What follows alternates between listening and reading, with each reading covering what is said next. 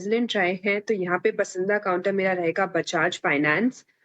इस स्टॉक में हमने देखा है कि लगातार पिछले 3 दिनों से काफ़ी एक अच्छी फ़ॉलो-अप बाइंग देखने को मिल रही है, शॉर्ट कवरिंग मूव के बाद और अब स्टॉक जो है अपने 50 एक्सपोनेंशियल मूविंग एवरेजेस के ऊपर ट्रेड करने की पूरी तैयारी कर रहा है।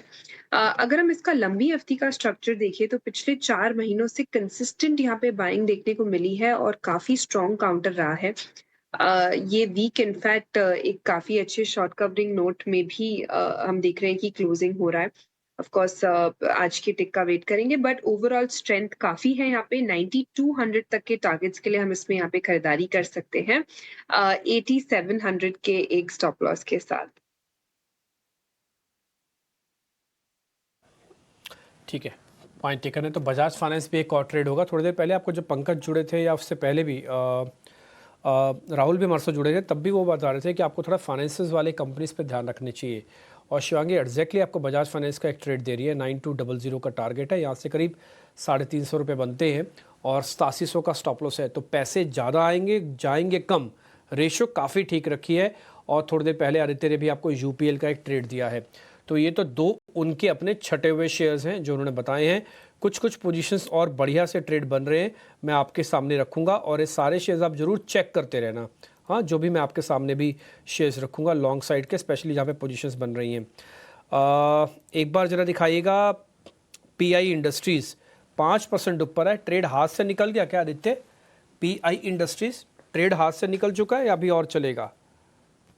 नहीं डिम्पी जी, मुझे नहीं लगता कि यहाँ पे ट्रेड हाथ से निकला है, क्योंकि केमिकल्स में मूव बस स्टार्ट हो रहा है। पोजिशनल नजरिया बनाए तो मुझे लगता है कि अभी भी काफी दम बचा है, स्टीम इज लेफ्ट।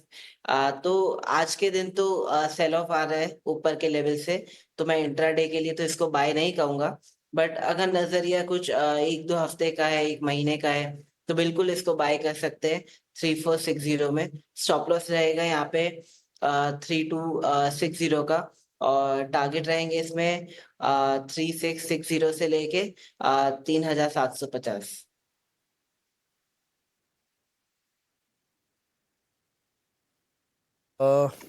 एक शेयर मैं और भी देख रहा हूँ, एक्चुअली है वो फार्मा का, लेकिन मेरा मन नहीं कर रहा अभी फार्मा स्टॉक्स को पूछने का, क्योंकि अभी वो पेंडिंग है उनके खिलाफ जो फैसला होना है। उन्होंने कहा है कि वो फार्मा पे लगाएंगे, लेकिन बाद में पॉज लगा दिया।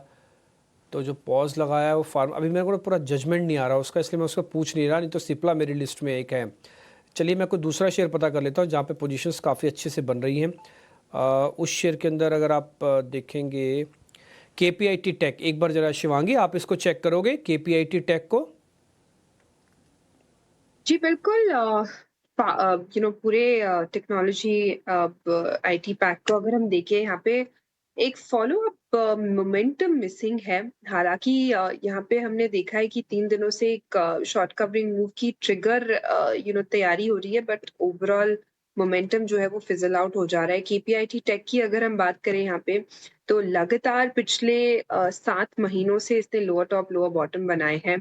तो कंसिस्टेंटली यहाँ पे जिस तरह से हमने गिव अप होते हुए दिखा है या हायर जोन्स पे रिजेक्शन देखा है, तो ओवरऑल स्ट्रक्चर जो है अभी भी वीक टू कंसोलिडेटिव मोड में ही रहेगा। अपसाइड जो है वो कैप नजर आ रहा है।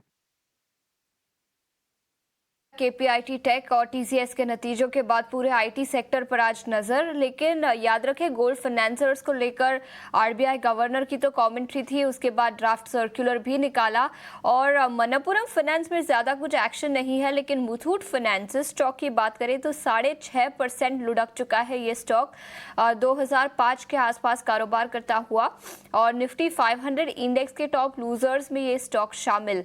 शिवा